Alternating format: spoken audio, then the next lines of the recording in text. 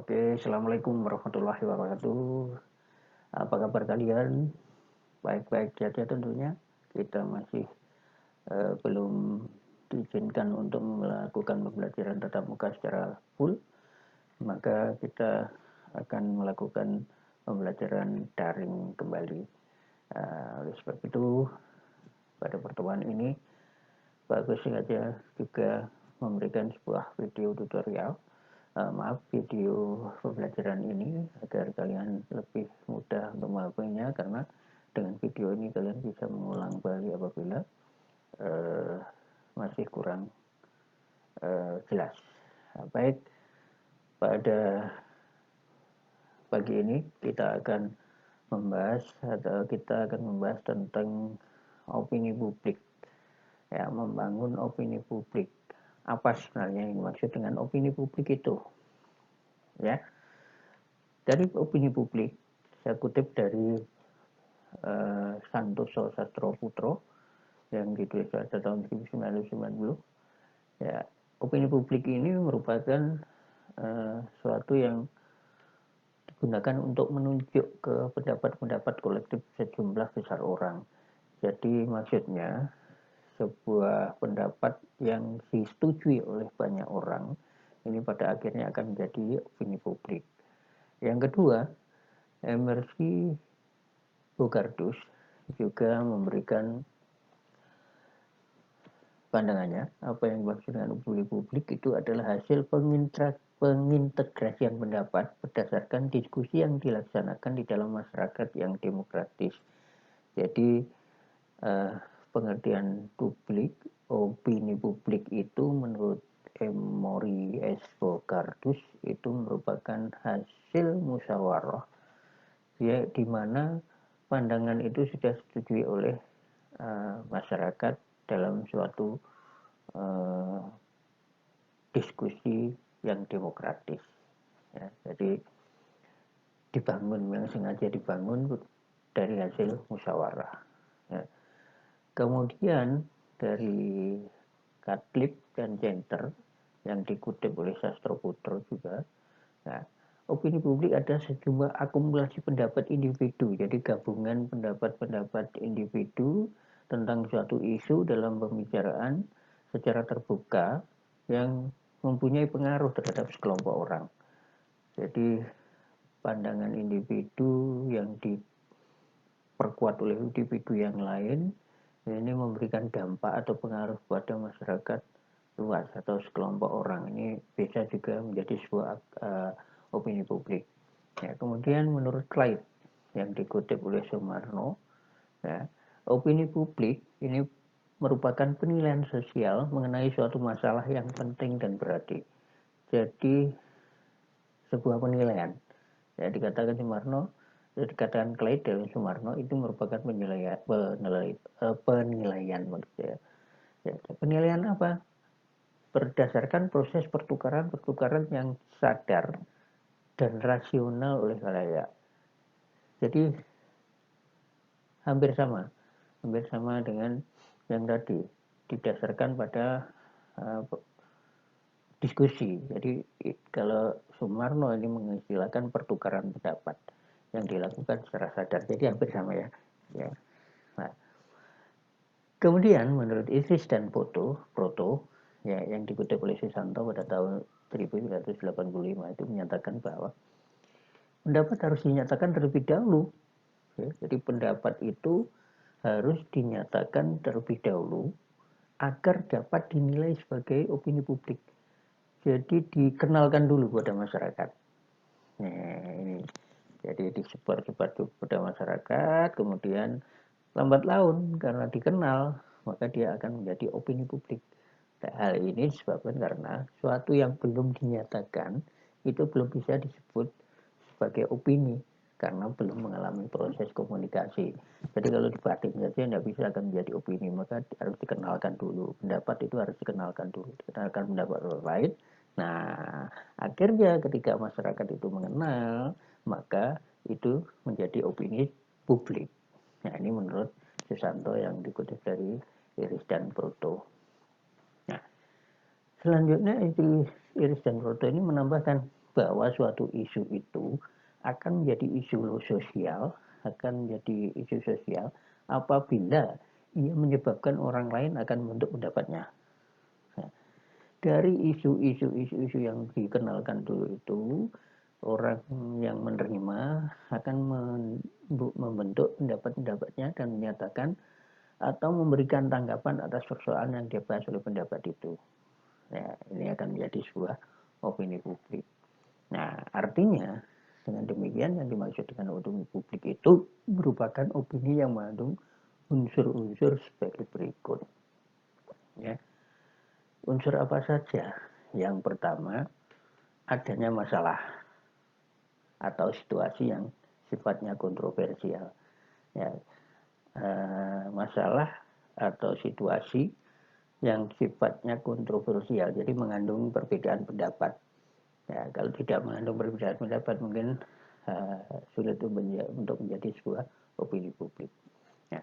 Yang kedua, adanya publik. Ya, tentu saja sebuah masyarakat harus ada di dalamnya karena yang membentuk opini itu adalah publik masyarakat. Ya. Tetapi masyarakat yang bagaimana? Yang secara spontan terpikat kepada masalah tersebut. Kalau misalnya kalian cuek terhadap masalah itu, ya kalian tidak bisa akan membentuk opini publik. Yang bisa membentuk opini publik adalah orang-orang yang melibatkan diri ke dalamnya dan berusaha memberikan pendapatnya. Nah, ini. Yang ketiga, adanya kesempatan bertukar pikiran, diskusi tadi, atau berdebat. Apa yang diperdebatkan? Tentu saja mengenai masalah yang kontroversial. Ya, masalah yang kontroversial tersebut. Ya, tuh. Kemudian ya, Ya. Nah, dari uraian di atas tadi, tiga hal yang kita uraikan di atas tadi, maka dapat disimpulkan bahwa opini publik itu merupakan suatu persatuan pendapat. Jadi kesimpulan dari pendapat-pendapat itu atau sintesa dari pendapat-pendapat orang banyak. Nah, dari pendapat-pendapat yang muncul di benak orang banyak itulah akan menjadi sebuah opini publik. Kalau sedikit ya tidak menjadi opini publik, apalagi sendirian, bukan opini publik, pendapat individu sendiri tanpa dipadu dengan individu yang lain maka tidak akan membentuk opini publik. Nah, yang kedua, sedikit banyak mendapat dukungan dari sejumlah orang. Nah, ini ditekannya.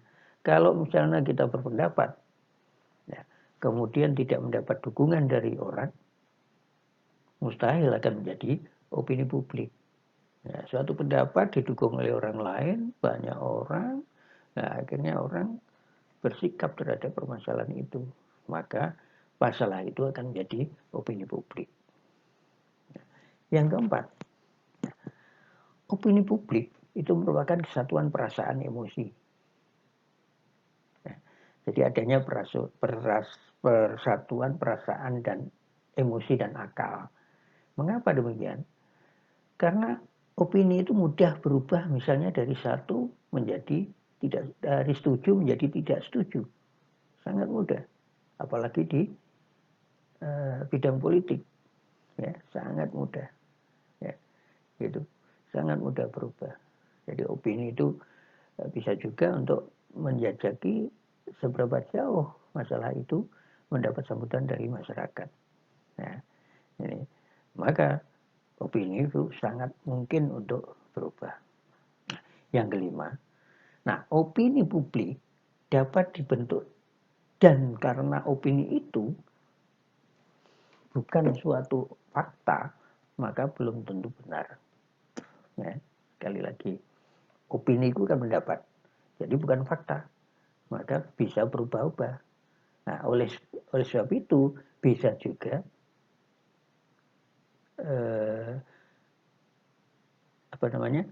tidak benar karena bukan fakta. Nah, itu, atau kebenarannya pasti dapat diuji. Nah, kemudian yang keenam, opini publik mungkin sekali dilakukan dengan aksi. Ya, misalnya demonstrasi atau unjuk rasa, unjuk pendapat.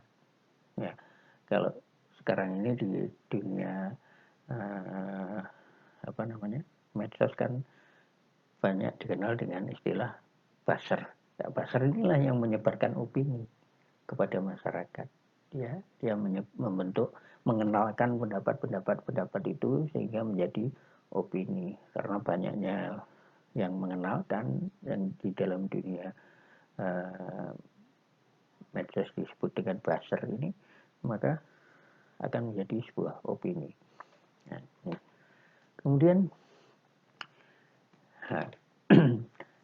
kalau kita lihat, ya, kita bandingkan, maka antar publik, front, dan massa.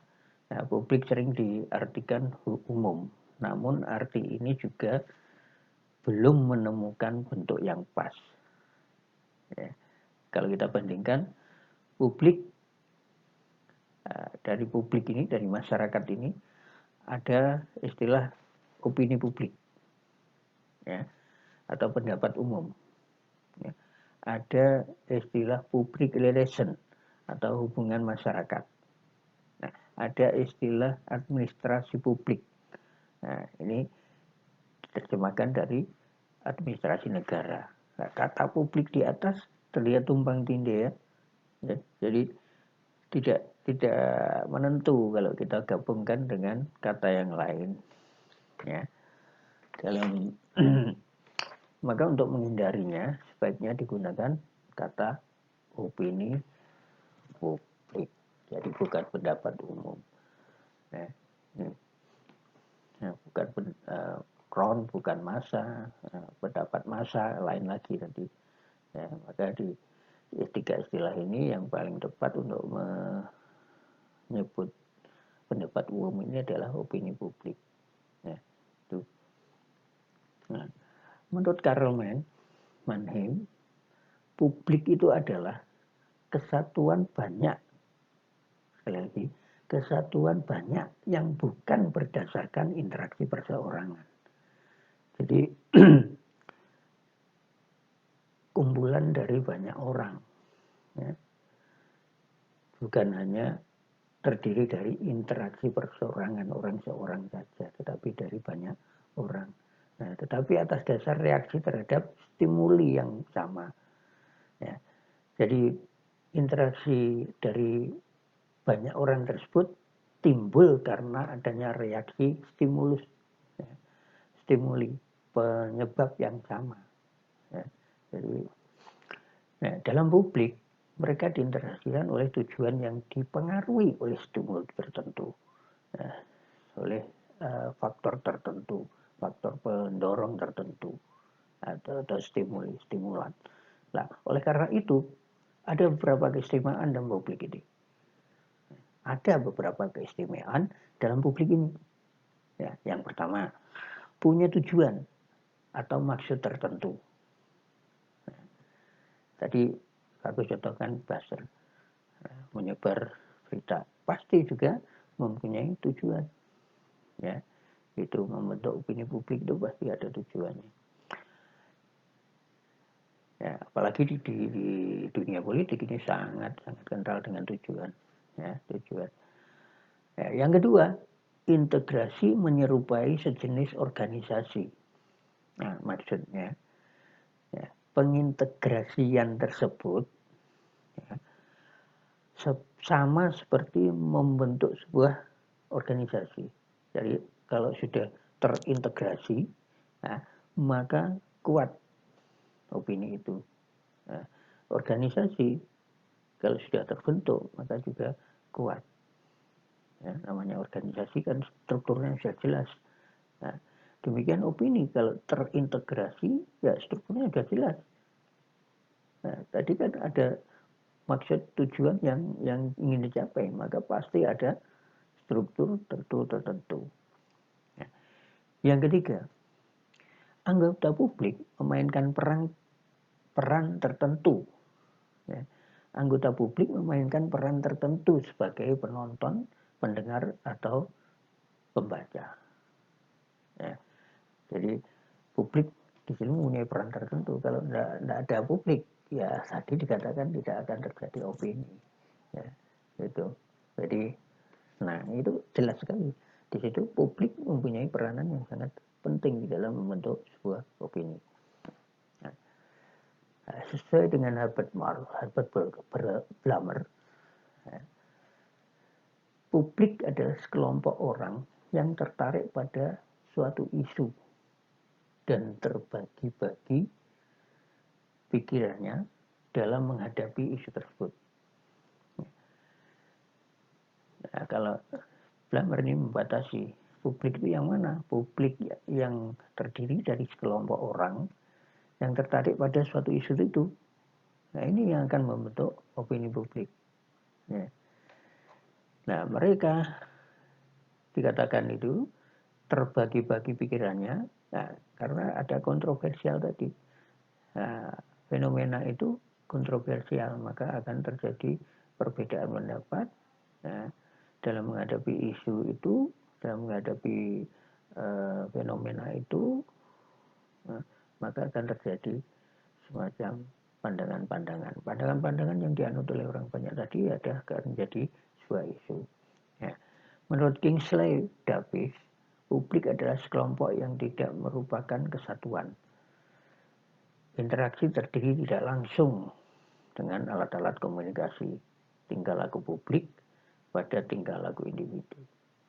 Ya. Jadi artinya publik itu merupakan sekelompok yang merupakan kesatuan. Dari kelompok itu tidak merupakan kesatuan, jadi terpisah-pisah. Tetapi interaksi terjadi tidak langsung, menjadi alat-alat komunikasi.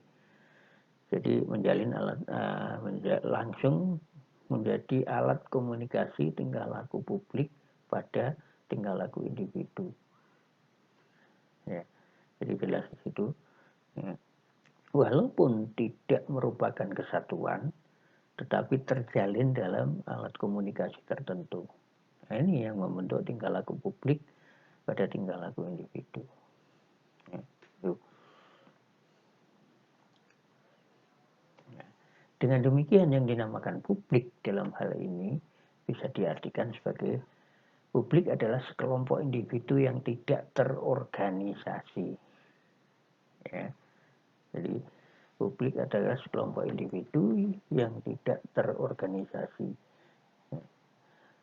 Yang kedua, kelompok itu tidak mengumpul di satu tempat tetapi menyebar, bukan satu kesatuan. Jadi tidak ada pengkondisian, ya, tidak ada pengkondisian. Tetapi karena persuasi dari pembuat opini itu bagus, maka banyak menedot individu-individu, sehingga walaupun tidak terorganisasi akan mengumpul. Nah, kesatuan itu menjadi sebuah opini. Nah, yang ketiga, mempunyai interest sama, mempunyai daya tarik yang sama terhadap suatu persoalan.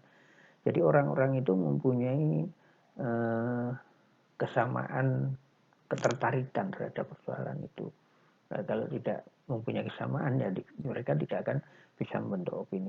Yang keempat, melakukan kontak satu dengan yang lain. Biasanya tidak langsung, ya, biasanya tidak langsung. Nah, kalau langsung, ya, itu namanya dikondisikan dalam menjadi sebuah opini. Tetapi ini tidak. Ya, itu. Jadi dinamakan publik itu tidak menjadi satu kontak langsung, tetapi ada di mana-mana begitu. Ya. Yang kelima, ada stimuli yang memungkinkan terciptanya publik. Ya. Ada sesuatu yang menyebabkan terciptanya sebuah publik. Ya, ini. Ya. Jadi publik itu di situ tercipta karena adanya perangsang, stimulus. Ya. Yang keenam, biasanya tidak saling kenal satu sama lain. Ya. Yang menyebarkan isu, yang menyebarkan pendapat-pendapat itu tidak kenal. Misalnya kalau kita di medsos antara satu dengan yang lain, ya belum tentu kenal. Ya. Tetapi mereka bisa berpandangan sama ternyata. Nah, karena banyaknya pandangan yang sama itulah maka menjadi sebuah opini publik. Nah, itu. Ya. Nah, yang disebut Ron ini apa sekarang? Menurut Manhin, Ron adalah bereaksi karena ada stimuli yang sama. Ya. Berbagai kumpulan manusia, sebagian besar anggotanya bereaksi terhadap stimuli itu. Ya. Ya. Interaksi itu tentu saja terjadi karena stimuli yang sama dan menurut cara yang sama pula. Ya, ini jadi istilah publik ini di suatu pihak kita menggunakan istilah crowd. Ya, crowd selalu merupakan pengorganisasian yang bersifat sementara. Nah, kenapa tadi tidak diistilahkan crowd? Karena crowd ini merupakan pengorganisasian, sedangkan opini publik itu tidak diorganisasikan. Ya, terbentuk begitu saja. Dengan demikian, crowd mempunyai ciri-ciri sebagai berikut. Anggota crowd mengumpul dalam satu tempat secara fisik. Ya, itu bedanya masyarakat yang disebut crowd dengan publik itu. Ini kalau publik tadi tidak mengumpul di satu tempat, tapi crowd ini mengumpul di dalam satu tempat. Nah, yang kedua, kumpulan itu terbentuk secara spontan karena ada stimuli yang sama. Ya, karena ada stimuli yang sama. Ya, yang ketiga, keberadaan kelompok bersifat sementara. Ya, kelompok itu terbentuk karena pandangan yang menyebabkan terbentuknya juga hanya sementara saja. Nanti kalau pandangannya berbeda lagi ya tidak terbentuk lagi. Nah, karena itu perhatian dan tujuan dan sikap sama. Ya, ya, karena pandangannya sama, ya perhatian, tujuan dan sifatnya juga sama. Nah, sedangkan massa, kenapa tidak menggunakan istilah massa? Nah, massa ini adalah manusia dengan jumlah besar yang secara kebetulan muncul secara bersama-sama. Ya, misalnya demonstrasi, mengerahkan massa, nah, itu contohnya. Bukan publik, tidak diistilahkan dengan publik. Demonstrasi mengerahkan publik, kenapa ya? Tidak sesuai, ya lebih sesuai karena massa, karena keberadaan mereka dalam jumlah besar dan secara kebetulan muncul secara bersama-sama. Ya. Kalau munculnya satu mengundang kelompok itu bisa dinamakan dengan publik.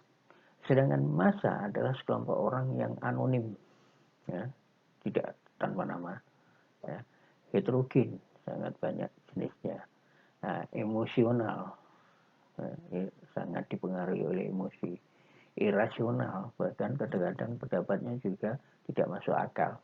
Ya, massa mudah digerakkan, ya, mungkin dengan sejumlah uang berangkat saja digerakkan, ya, itu diiming-imingi sesuatu berangkat saja, nah itu massa. Nah, biasanya tidak ada pimpinan dan bawahan, ya, koordinator pasti ada yang menggerakkan itu tadi, ya. Nah, yang ketujuh, tidak mengenal norma, ya, ini makanya selalu kadang-kadang ya timbul kekerasan dan sebagainya. Kalau sudah masa grup berkumpul itu sangat rawan sekali timbul keonaran. Nah, kemudian landasan filosofi sebenarnya freedom of speech, yaitu kebebasan untuk berbicara dan menyatakan pendapat, ya, hanya dapat terwujud di negara penganut demokrasi. Nah, ini kita lewati saja karena ini tidak kita bahas di sini baiknya. Ya. Nah, yang barangkali adalah yang perlu kita bahas adalah bagaimana proses pembentukan opini itu sebenarnya. Nah, perbedaan opini menurut Josh Carlack Thompson, ya, ketika publik menghadapi isu maka timbul perbedaan opini di antara mereka. Nah, mengapa perbedaan itu muncul? Karena perbedaan pandangan terhadap fakta yang ada. Adanya pandangan yang berbeda terhadap suatu fakta, nah ini menyebabkan perbedaan opini. Yang kedua, perbedaan perkiraan tentang cara-cara terbaik untuk mencapai tujuan. Nah, ini akan muncul isu. Ya. Kemudian perbedaan motif untuk mencapai tujuan. Ya. Perbedaan cara bagaimana mereka mencapai tujuannya. Ini juga akan menimbulkan isu yang akan menimbulkan opini. Itu proses pembentukan opini seperti itu. Jadi bisa perbedaan pendapat, perbedaan pandangan terhadap suatu fakta tertentu akan muncul opini. Kemudian bisa juga karena perbedaan perkiraan tentang cara-cara terbaik untuk mencapai tujuan. Beda cara mencapai tujuannya saja, pandangan terhadap fakta sama, tetapi beda cara mencapai tujuan bisa menimbulkan opini juga. Nah, juga perbedaan motif juga bisa untuk mencapai tujuan itu juga bisa menimbulkan perbedaan opini. Ya. Opini publik dapat dikaji dari berbagai segi. Ya. Yang pertama ada 4 segi untuk mengkajinya, yaitu dari segi difusi. Kalau kita mengkaji sebuah opini publik dari segi difusi, maka yang kita kaji adalah, yang kita cari adalah, yang kita temukan adalah apakah opini yang ditimbulkan itu merupakan suara terbanyak atau hanya segolongan saja. Ini yang diuji dengan difusi itu. Kalau kita ingin membuktikan atau ingin mengetahui apakah opini yang timbul itu merupakan suara terbanyak atau hanya segolongan saja. Nah, berarti kita mengkaji dari segi difusi. Nah, kalau kita mengkaji dari segi persisten, yaitu kira-kira isu itu berapa lama akan berlangsung bertahan. Nah, ini berarti kita menguji dari segi persisten. Nah, dari segi yang ketiga yaitu dengan segi intensitas. Nah, kalau persisten tadi berapa lama, ya, dengan intensitas itu seberapa sih sebenarnya kuat dampak dari isu tertentu itu. Ya. Seberapa sih sebenarnya kekuatan untuk menimbulkan dampak dari segi isu tertentu itu. Nah, itu berarti intensitas. Nah, yang keempat dari reasonableness. Nah, ini apabila kita lakukan untuk mengetahui seberapa kuat sih alasan munculnya isu itu, kenapa isu itu sampai muncul, apa kekuatan yang ada, seberapa kuatnya. Nah, ini berarti kita reasonableness itu. Ya. Demikian pada video pertama ini, bagian yang pertama ini, bagaimana membangun sebuah opini. Ya. Selanjutnya akan kita sambung pada video berikutnya. Akhir kata, mudah-mudahan video ini bermanfaat. Untuk video selanjutnya, bagaimana sih sebenarnya cara membangun opini publik itu, kita sambung pada video berikutnya. Oke, terima kasih. Assalamualaikum warahmatullahi wabarakatuh. Selamat belajar dan tetap patuhi protokol kesehatan. Bye.